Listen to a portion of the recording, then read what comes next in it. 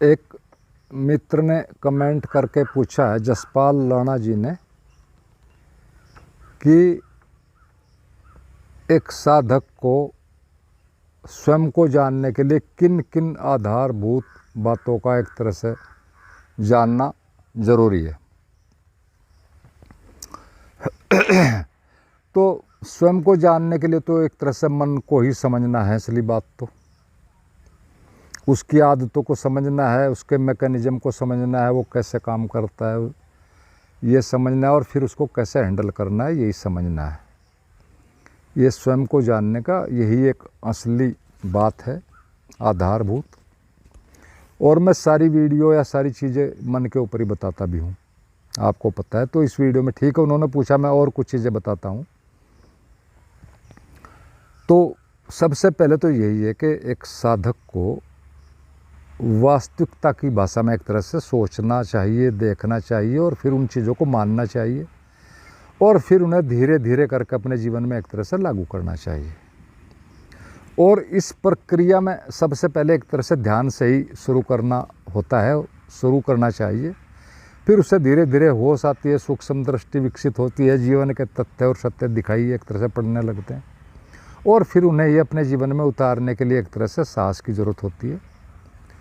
और जो कि सच में साहस तो एक तरह से संकल्पों के प्रयोगों से गुजरने पर ही एक तरह से सम्यक रूप से एक तरह से कहो ठीक ढंग से एक तरह से साहस विकसित होता है, संकल्प के प्रयोगों से ही। और यदि कोई बिना सोचे समझे संकल्पों से गुजरे बिना ही एक तरह से, जिनमें कि संकल्पों में हमारा एक तरह से केंद्रीकरण होता है, हम अभी बिखरे पड़े हैं, 4 जगह एक जगह आते हैं, तो उनसे गुजरे बिना अगर कुछ भी पढ़ सुन कर कहीं से कुछ निर्णय ले लिया, कुछ किया, तो एक तरह से भटकने की संभावना ज़्यादा होती है। उन्होंने पूछा कि आधारभूत बात क्या है। तो पहली आधारभूत बात तो ये है बैलेंस, सम्यक्तव। सम्यक पर भगवान महावीर ने भी काफ़ी बोला है और भी लोगों ने बोला है। पहली बात है सम्यक्तव, संतुलन।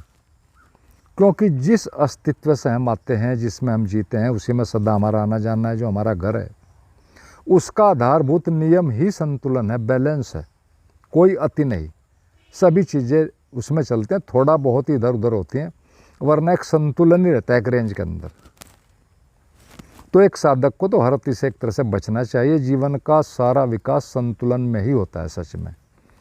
और जो भी विकास असंतुलन से आता है या करते हैं, जो भी इस तरह की चीज़ें लोग या हम भी अगर अपने जीवन में करेंगे, तो उसमें दुष्परिणाम भी एक तरह से साथ में आई जाते हैं।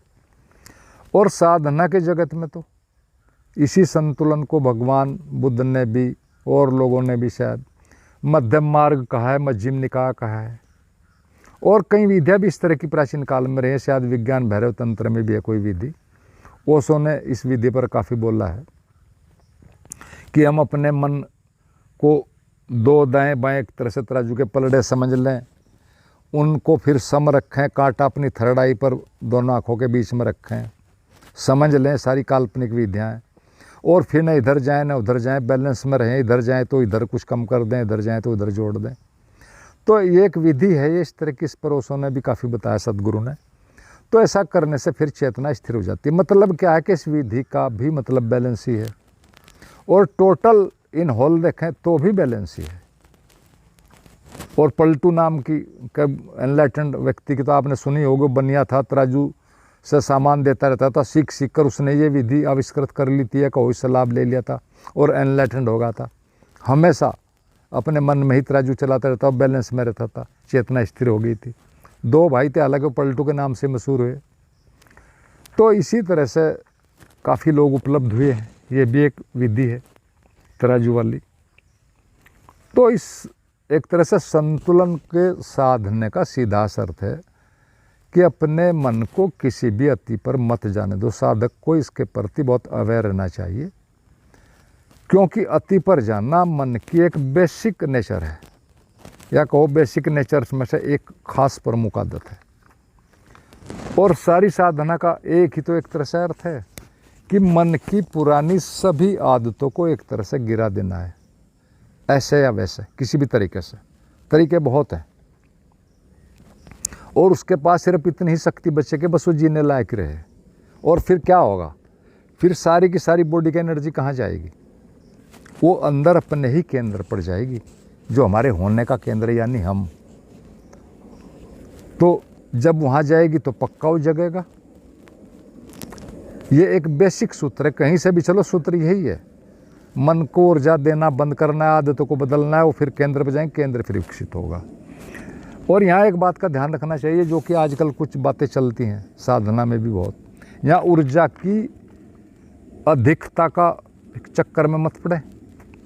शरीर में काफ़ी ऊर्जा है, बस उसी को मन से रोकना है, और फिर हो जाएगी कहाँ, फिर वो अपने केंद्र पर ही जाएगी।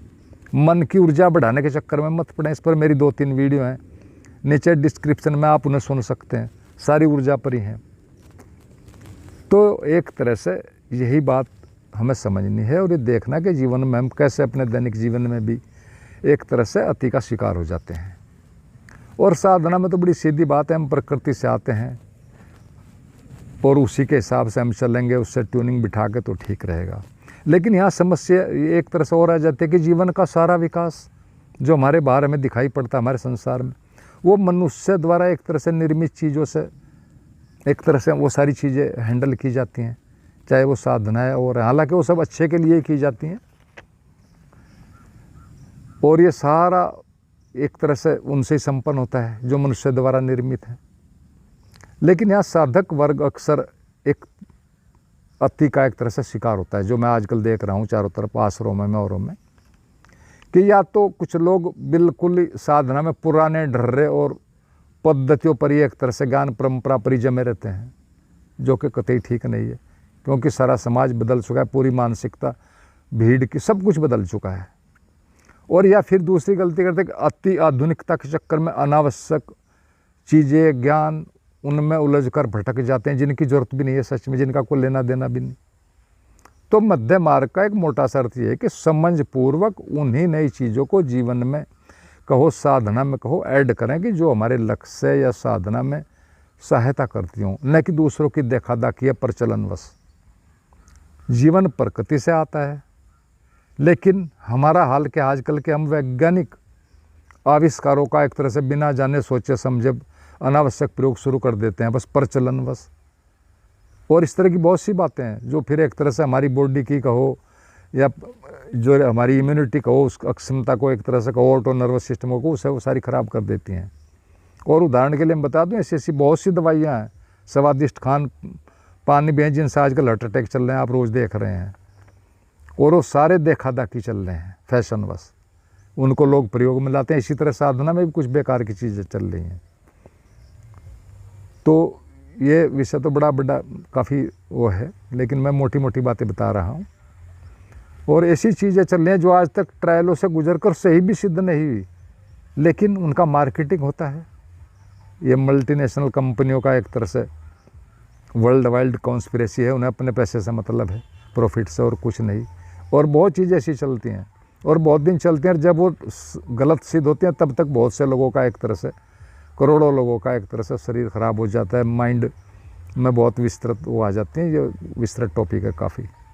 तो मुझे तो सिर्फ साधना से मतलब है कि साधकों को अनावश्यक नई चीज़ों में भी नहीं आना है, पुरानी जो ढर्रागत चीज़ें हैं उनमें भी नहीं उलझना है।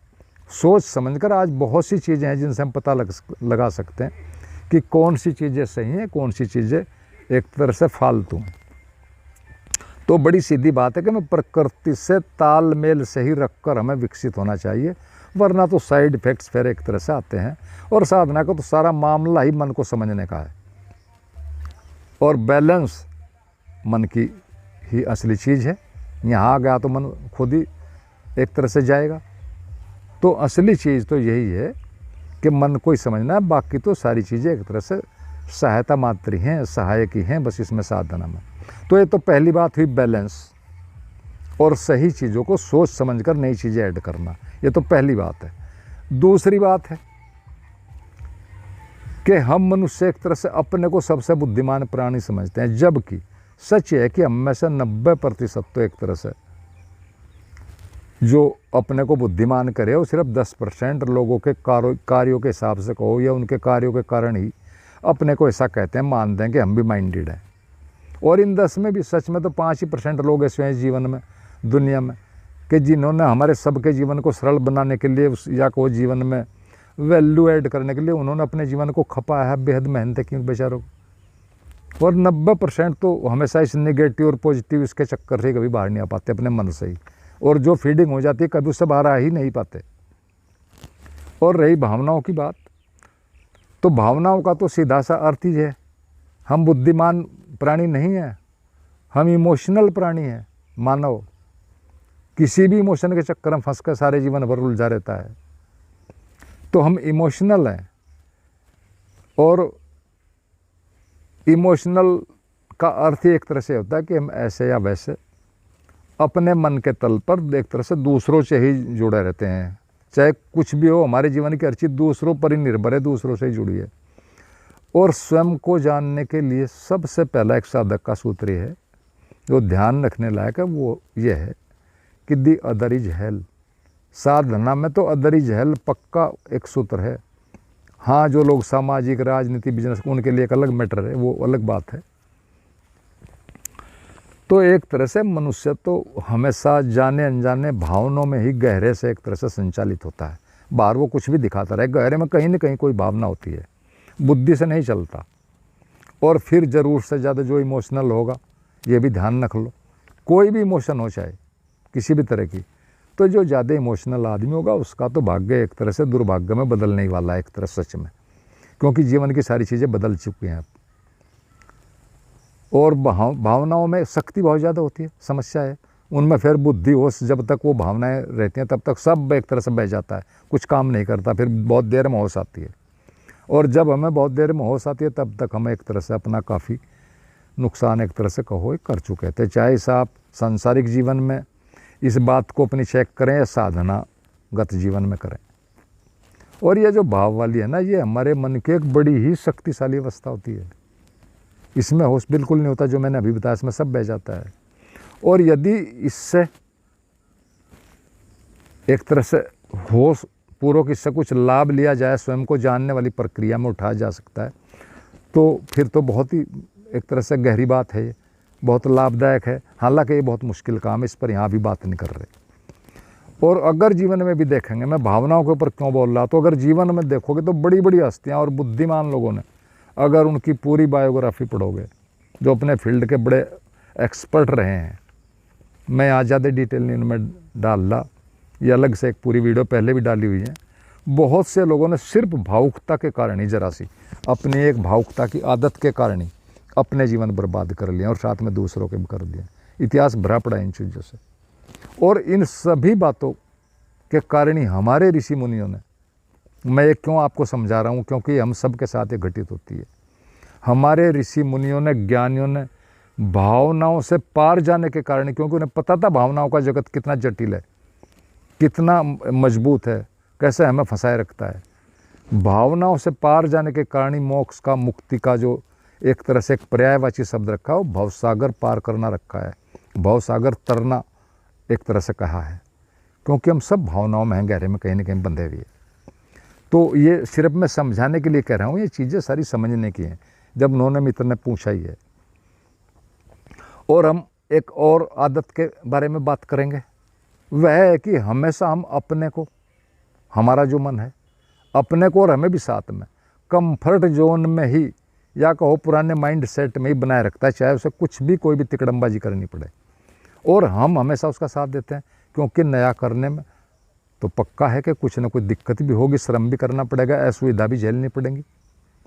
नया कुछ करोगे तो फेलोर भी हो सकती है, शुरू में होती है, फेलोर से आदमी सीखता है, चाहे कोई भी चीज़ है जीवन की। लेकिन विकास तो हमेशा कुछ न कुछ नया करने से आता है। और यदि वैज्ञानिकों की बात सुने, और ख़ासकर डार्विन की, कि हम मनुष्य बनने ही इस कारण है क्योंकि एक बंदर ने कभी, उसके दिमाग में एक ये बात आई कि 4 पैरों को बजाय 2 पर क्यों न चला जाए, और 2 पर चलने लगा था। उसे बहुत बंदरों ने भी रोका, बहुत मुसीबत भी उसके लिए आई होंगी। उसने इतना ही सोचा कि जब 2 से चल सकते हैं तो 4 को से क्यों चला जाए। और इसी का रिजल्ट ये हुआ कि वो एनर्जी बची, ब्लड फ्लो ब्रेन में कम गया, क्योंकि वर्टिकल हो गया बजाय हॉरिजॉन्टल के, सीधा खड़ा हो गया। और ऊपर की ओर उसके ब्रेन में गई, शरीर का भी एक तरह से ब्लड फ्लो ठीक, सारा का सारा होकर कहने का मतलब है कि ऊपर जाने से फिर ब्रेन विकसित हुआ। हमारे जो ये दूसरे जीवधारी उसमें एक ये भी बड़ी बात है कि हमारा वो एक तरह से वो चलते हैं ज़्यादातर हॉरिजॉन्टल, तो वो भी एक कारण था और बहुत कारण थे। और इसी तरह फिर एक बंदर की वजह से धीरे धीरे फिर उसने सोचना शुरू किया और धीरे धीरे लगातार एक तरह से विकसित होते हैं। तो आज किस स्थिति में देखो, ये वैज्ञानिकों की सारी बातें हैं। तो कहने का मतलब ये कि हमें नया सोचना है, नया करना है, कुछ न कुछ, तभी आगे विकसित होंगे। इस अवस्था में नहीं हो सकते। अगर कुछ नया पाना है तो नया करना भी होगा। तो ये तो एक तरह से जीवन का एक तरह से नियम है धीरे धीरे विकसित होने का। लेकिन हमारा माइंड, मनुष्य माइंड, उसको सब तुरंत चाहिए और तैयार चाहिए, जो कि एक तरह से बात ही पूरी तरह एक तरह से वैज्ञानिक है। क्योंकि प्रोसेस से गुजरे बिना, प्रक्रिया से गुजरे बिना हम कुछ सीख ही नहीं सकते। प्रोसेस वैसे ही नहीं है, हम प्रोसेस में ही सीखते हैं। लक्ष्य से ज़्यादा मंजिल ज़रूरी है, मंजिल से ज़्यादा चलना ज़रूरी है। चलने में ही हम सीखते हैं, उस चलने में ही विकसित होते हैं। रास्ते में बहुत चीज़ें आती हैं। तो एक तरह से ये सारी की सारी बातें यहाँ तो हम स्वयं को विकसित कर रहे हैं। बात किसी पाने की, किसी ज्ञान की, किसी दूसरे के नहीं है। तो हमें स्वयं ही प्रोसेस से गुजरना चाहिए। स्वयं ही श्रम से, जागरण से गुजरेंगे तो ही हमारी एक तरह से चीज़ें विकसित होंगी, हम जागेंगे। क्योंकि यही अस्तित्वगत रूप से ठीक है, उससे मेल खाता है। और हमारा सब कुछ एक तरह से, हम जो भी कुछ हैं प्रकृति के अंशित्व हैं, अस्तित्व के अंशित्व हैं। हमारे अंदर क्या है, कुछ कहीं कोई सा आकर हम यहाँ होंगे, ऐसे ही कहीं चले जाएंगे, पता भी नहीं होगा। तो ये सारा का सारा हमें उसके साथ तालमेल बिठा कर ही करना है। लेकिन मनुष्य मन में एक तरह से सबसे ज़्यादा कोई चीज़ एक तरह से गायब हुई है, वो है धैर्य। और मनुष्य इसका दुष्परिणाम स्वयं भी भुगत रहे हैं आज सभी। ये जितनी अनेकों जो मानसिक बीमारियां हैं या साइकोसोमेटिक हैं, ये रोग बढ़ गए, इनकी संख्या बढ़ गई, वैसे शारीरिक कम हो गए। ये सब लाइफ स्टाइल से ही तो, इस गलत चीज़ों से, अधैर्य ही तो है इनमें, जड़ में। और एक और बात ध्यान रखना, ये मैं धैर्य की बात यहाँ साधकों के लिए क्यों कह रहा हूँ। धैर्य और ध्यान सच में बाहर से सुनने से, देखने से एक ही धातु से बने। मुझे नहीं पता किसी संस्कृत का ज्ञान, लेकिन ये दोनों एक ही धातु से बने हैं। और इनमें एक समानता है, एक संबंध है, वो भी समझ लो। एक गहरे में एक दूसरे जुड़े हैं। यदि ध्यान आएगा तो धैर्य अपने आप आ जाएगा, स्थिरता। और यदि धैर्य आएगा तो ध्यान की अवस्था अपने आप आ जाएगी, कुछ न कुछ खुद ही आ जाएगी। ये दोनों भी एक दूसरे, तो ये बात ही साफ करती है कि ये दोनों एक दूसरे से जुड़े हुए हैं। और सच बात तो ये कि यदि सचेतन रूप से व्यक्ति धैर्य को, अनंत धैर्य को पूर्ण स्वीकार कर ले, ये भी एक विधि है। पहले भी मैंने कहीं इसके बारे में कुछ बताया। सिर्फ अनंत धैर्य को ही स्वीकार कर ले सजग रूप से, सचेतन रूप से, तो पूरा भविष्य उसका एकदम समाप्त हो जाता है। और भविष्य ही मन का आधार है चलने का। भविष्य गया, मन कहाँ जाएगा, उसे स्वतः ही एक तरह से रुकना पड़ेगा, समाप्त होना पड़ेगा, और समाधि स्वयं ही आ जाएगी। अगर अनंत धैर्य हो जाए, बस पूरी तरह उसमें कोई शक ना रहे, तो समाधि अपना यही विधि बन जाएगी, कोई ज़रूरत नहीं और कुछ करने की। और सारा एक तरह से ध्यान साधना, वह एक तरह से जो भी है उपलब्धि, जिसे हम आत्मज्ञान कहते हैं, उस सब में यही तो होता है। वो अलग अलग विधियों से आता है, लंबा लंबा चल कर आते हैं, आना यही है। पूरा मन को ही रोकना है, पूरा धैर्य ही रखना है। वो चाहे किसी ढंग से कहीं से चल कर आओ, यहीं आना पड़ता है, जहाँ ये सारी चीज़ें समाप्त हो, चलने के आधार ही गिर जाते हैं। तो ये सारी एक तरह से चीज़ें हमारे समझने की हैं। इनमें हमें कोई भी जल्दबाजी वाली ऐसी बात नहीं करनी चाहिए। तो ये 2-3 मैंने बताई बातें, और हमारे मन की एक और भी गहरी एक चाल है, उसको मैं थोड़ा सा बता दूं, ताकि सारी चीज़ें हमारे दिमाग में कहीं न कहीं रहें। तब हमारा मन हमारे साथ चालाकी करे, तो हमें कुछ थोड़ा उस वक्त हम अवेयर हो जाएं। और ये जो एक और चालाकी मैं बता रहा, इसका भी इनडायरेक्टली संबंध हमारे ईगो से होता है। हमारा ईगो भी उसे सपोर्ट करता है। और चालाकी एक तरह से हमें क्या है मन की, कि वो हमें एक तरह से अनथीन और बड़े जटिल अनावश्यक मुद्दों में उलझा देता है। और ऐसे मुद्दे ये इतने बड़े वो कभी हल तो होते नहीं, क्योंकि हो भी नहीं सकते, वो हमारे बस से बाहर की चीज़ है। लेकिन उनमें हमें बस एक व्यस्तता मिल जाती है, बिजनेस। हमें भी, मन को भी, परमात्मा को तो बिजनेस चाहिए, इस मन को तो बिजनेस चाहिए कि वो संलग्न रहे, व्यस्त रहे। और फिर हमारे अध्यात्म वाले, या कहो हम ही, ऐसी चीज़ें पकड़ लेते जैसे कि हमें परमात्मा को पाना है, परमात्मा को पहले पूरा समझना है, ब्रह्मांड को समझना है, संसार किसने बनाया, क्यों बनाया। और इन्हीं अनावश्यक प्रश्नों में उलझने से, एक तरह से बचने के लिए भगवान बुद्ध को कहना पड़ा था अब से 2500 साल पहले, जो कि बहुत कम लोगों की बात समझ में आई। उन्हें कहना पड़ा था कि न आत्मा न परमात्मा, सिर्फ सुनना है। बात सिर्फ यही थी कि आदमी सीधा अपने पर काम करे, इन अनावश्यक चीज़ों में ना उलझे। लेकिन ये बातें बड़े मुश्किल से समझ में आती हैं। हम ऐसी चीज़ों में उलझ जाते हैं एक तरह से जिनका कोई मतलब नहीं, ना हमें ज़रूरत नहीं। बात तो बड़ी सीधे कि जब हम स्वयं को ही नहीं जानते, अपने मन को ही नहीं समझते, शरीर के बारे में बहुत कम जानते हैं, एक पत्ते तुक को भी वैज्ञानिक भी आज तक पूरी तरह नहीं समझ पाए, और हम बात करते हैं परमात्मा को समझने की। एक ऐसी चीज़ को जो हमारे क्षमता से बहुत बाहर की चीज़ है। तो तथ्य ये है कि हम यदि किसी चीज़ को पूरी तरह समझ सकते हैं, ये मैं फैक्ट की बात कर रहा हूँ, तो सिर्फ वो चीज़ एक ही है, वो सिर्फ और सिर्फ हम ही हैं। क्योंकि उसमें हम ही हैं, दूसरे का कोई लेना देना नहीं। चाहे तो समझ सकते हैं, क्योंकि सब कुछ हम ही है, हमारा मन भी हम, शरीर भी हम, चेतना भी हम, सब हम ही हैं। और अपने को ही समझना है बस। तो सच में तो इसमें किसी की ज़रूरत भी नहीं है। हाँ, विधि ले सकते हो, दूसरों से मार्गदर्शन ले सकते हो, लेकिन बाहर की बेकार की चीज़ों में अपनी शक्ति और श्रम का यूज नहीं करना है। अपने ही अंदर करना, अपने मन को समझना, शरीर को, हमको, स्वयं को, हम कैसे क्या करते हैं, कहाँ गड़बड़ कर रहे। तो स्वयं को जानने में तो सच में हमें कोई बाधा नहीं पहुंचा सकता, अगर हमें सच में ही।